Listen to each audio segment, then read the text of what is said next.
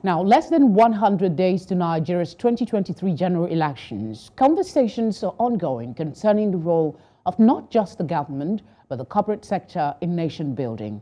News Central's Bernard Akede was at a gathering of captains of industry where nation building dominated the subject of discourse. His report. As the countdown to Nigeria's general elections continue, many are saying the election will be an opportunity to rebuild the nation by choosing the right leaders who will in turn make the right policies. To this end, having the right conversations is certainly a step in the right direction. Rebuilding Nigeria Initiative organized a dialogue with notable players in Nigeria's corporate sector with the aim of charting a map towards achieving peace, stability, and economic growth. Today's program in particular, we try to engage corporate Nigeria to find out what they're thinking, their plans and their intentions are, and desires are for a Nigeria where they think everyone can thrive.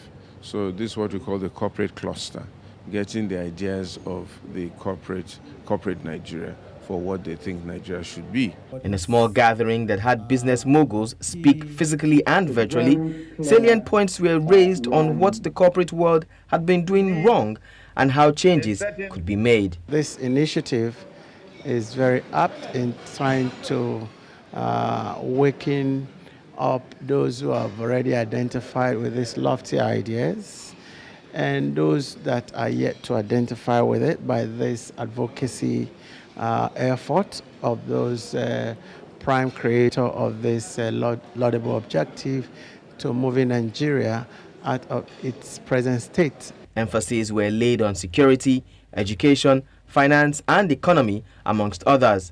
But strong points that were hammered upon include power supply and healthcare, particularly at the grassroots level.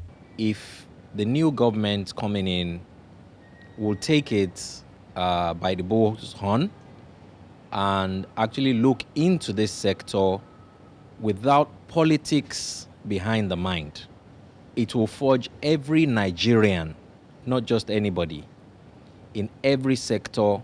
It would make sense for power to reach everybody. So fundamentally, the old design has to be looked into. I think the healthcare sector needs to be more inclusive. Inclusive meaning that we need to include people at the grassroots, people that are hard to reach, and people who ordinarily would not even want to access the kind of orthodox healthcare which we some sort of propagate. So for me, I think we have to go back to the drawing board. Healthcare is a human right, so we expect that everybody should be able to have access to healthcare, whether they have money or not.